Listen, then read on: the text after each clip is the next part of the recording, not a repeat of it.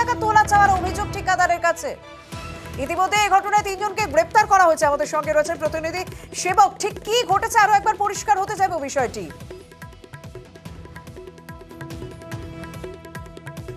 একদমই দেখো, সরকারি সেতু তৈরির কাজ চলছিল মালদহের হরিশ্চন্দ্রপুরে, আর এই কাজে তোলা আদায়ের অভিযোগ। আগ্নেয়াস্ত্র ঠেকিয়ে ঠিকাদারের কাছে 6 লক্ষ টাকা তোলা আদায়ের চেষ্টা।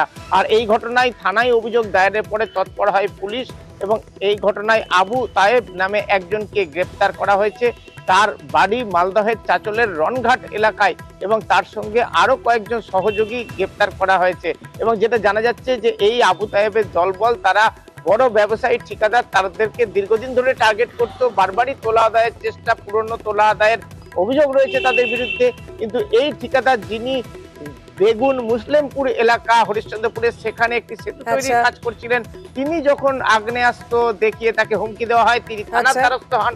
এরপরেই তদন্তে নেমে তাকে গ্রেপ্তার করা সম্ভব হয়েছে। আগ্নেয়াস্ত্র উদ্ধার হয়েছে, ধৃতদের আজকে আদালতে তোলা হয় এবং জিজ্ঞাসাবাদের জন্য হেফাজতে নেওয়া হচ্ছে যে কিভাবে আগ্নেয়াস্ত্র এলো এবং কিভাবে অপারেট করতো এই গ্যাং।